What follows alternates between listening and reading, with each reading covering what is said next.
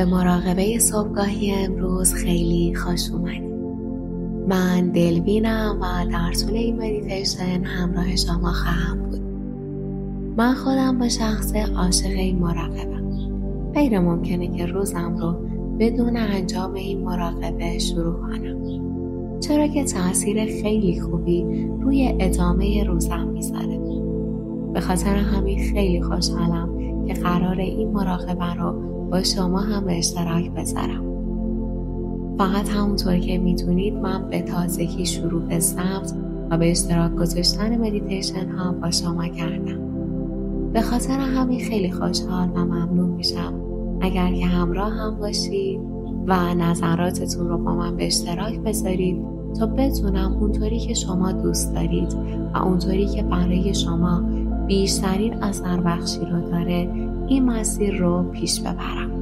پس با امید و آرزوهای خوب برای همه موجودات و با این امید و با این آرزو که خیریت و برکت کار نیک پیش رو به همه عزیزانمون و همه دوستانمون و به همه موجودات دور و نزدیک برگرده، آماده میشیم برای مراقبه صبحگاهی امروز.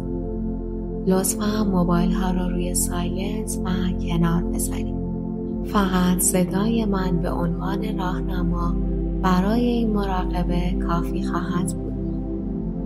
روی محلی که برای مراقبه در نظر گرفتید قرار بگیرید. اگر نیاز هست دراز میکشم. اگر نیاز هست به جایی تکیه میدم. و اگر تواناییش رو دارم به صورت لوتوس، نیمه لوتوس و یا هر طور دیگری که دوست دارم و راحتم میشینم. آن چیزی که مهم هست صاف بودن ستون فقراته و سر و گردنی که در امتداد ستون فقراتمون باشن.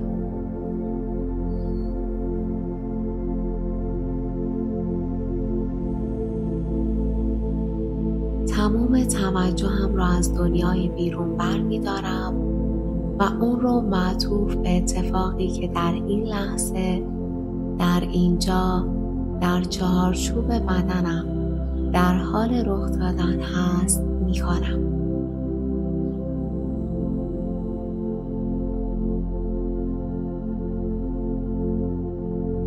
توجه می‌کنم که ستون فقراتم صاف، شانه ها به دور افتاده از گوش،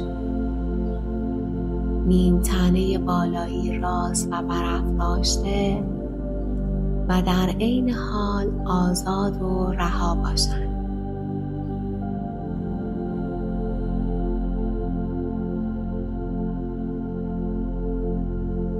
همانند لباسی که از جا رختی آویزون شده، برافراشته و در عین حال آزاد و رها.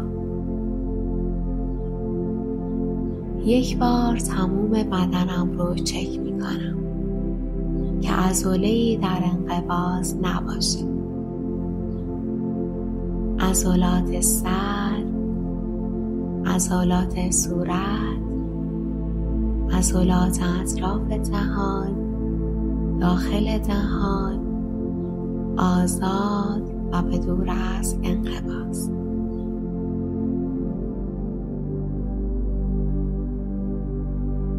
توجه می کنم عضلات گردن، شانه ها، دست ها، انگشتان آزاد و به دور از انقباض باشند.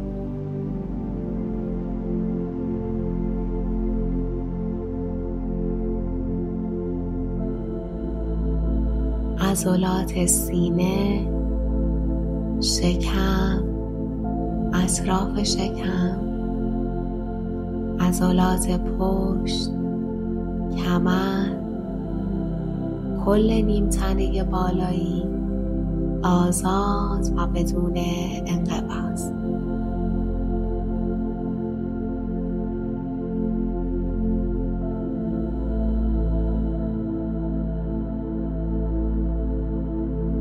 عضلات پای راست، ران، ساق پا، کف پا، انگشتان پا، عضلات پای چپ، ران، زانو، ساق پا، کف پا، انگشتان پا. توجه می کنم آزاد و به دور از انقباض باشم.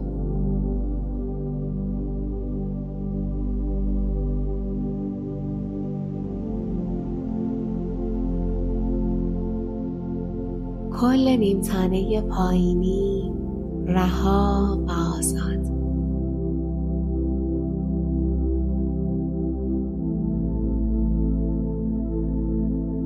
توجه می کنم به اتفاقی که در این لحظه در حال وقوع هست. دم فرو میره و من از اون آگاهم.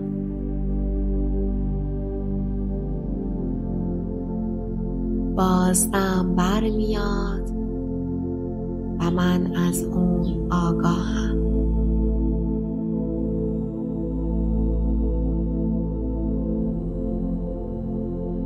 توجه می کنم به اتفاقی که خارج از اراده من و به طور خود به خود در میانه بدن در حال رخ دادنه.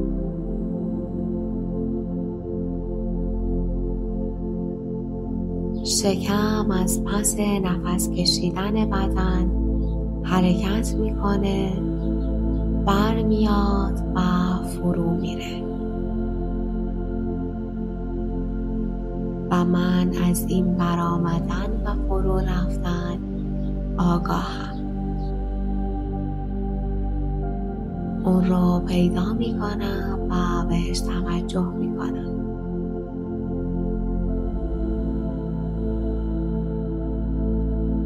و به این توجه امتداد میبخشم.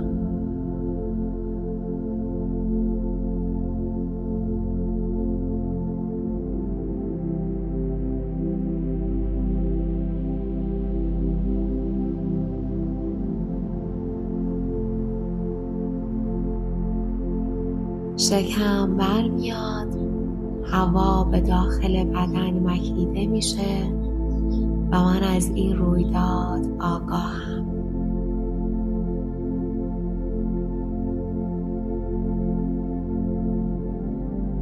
شکم به جای اولش برمیگرده، هوا به بیرون رانده میشه و من کاملا از این رویداد آگاهم.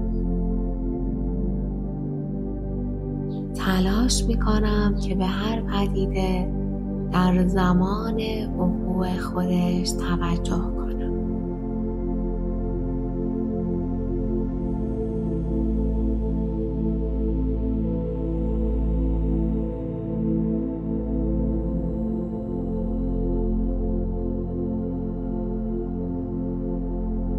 برآمدن و فرو رفتن شکم در رابطه با آگاهی من همانند لنگر کشتی عمل میکنه. لنگر کشتی در اعماق دریا فرو میره و جلوی حرکت‌های کشتی رو میگیره. ممکنه کشتی بر اساس امواج و یا باد به این سو آن سو بره، ولی لنگرگاه باعث میشه که کشتی زیاد از اون دور نشه.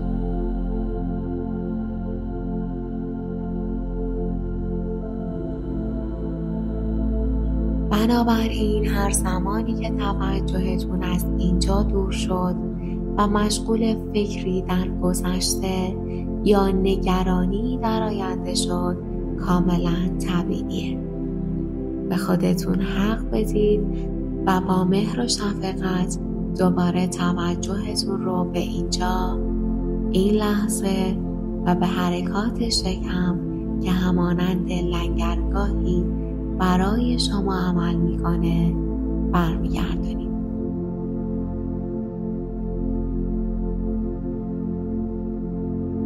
توجه میکنم.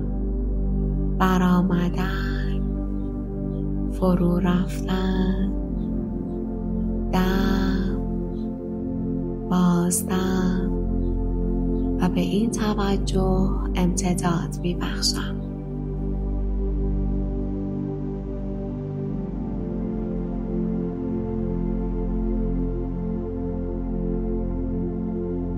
اگر توجه من به واقعیت این لحظه به اینجا، به چارچوب بدن به طور مداوم حفظ بشه، شادمانی و آرامش در ما جوونه میزنه و شروع به رشد و گسترش میکنه.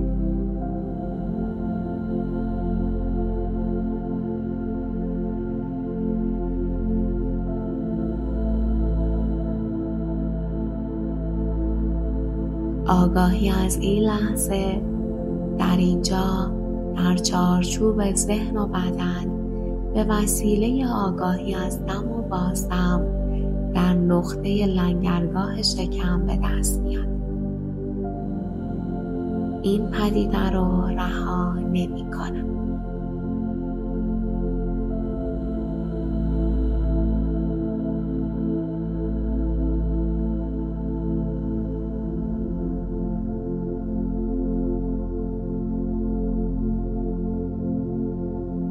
از دم و از بازدم آگاهم و آرزو دارم همه عزیزانم، همه دوستانم، همه خانوادم، همه کسانی که تا به اینجا برای خیر و نیکی من زحمت کشیدن، همه کسانی که برای پرورش آگاهی در من و در دیگران از خودگذشتگی کردند، در این آرامش و در این شادمانی با من و با همراهان من در این مراقبه سهیم و همراه باشند.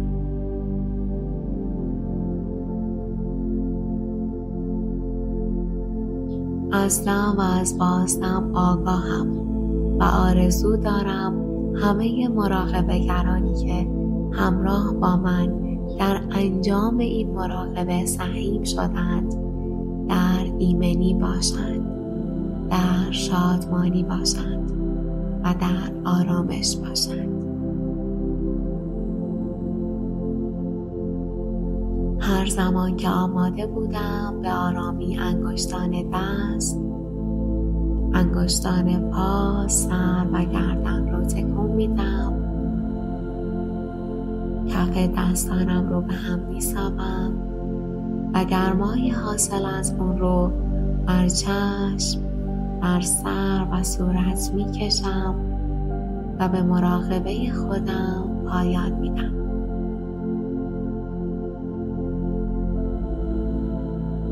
بسیار ممنونم از همه شمایی که در طول این مراقبه همراه هم بودید. امیدوارم که ساعت پیش رو ساعتی پر از آرامش و آگاهی باشه برای همه شما و برای همه عزیزانتون. توصیه میکنم ساعت پیش رو به حرکات شکم هر زمان که یاد مراقبه صبحگاهی افتادید برگردید. به حرکت‌های شکم توجه کنید. ببینید که همون لحظه در حال دم و برآمدن هست یا بازدم و فرو رفتن. و تا جایی که تونستید به این آگاهی امتداد ببخشید. امیدوارم هر جایی که هستید شاد و سلامت باشید.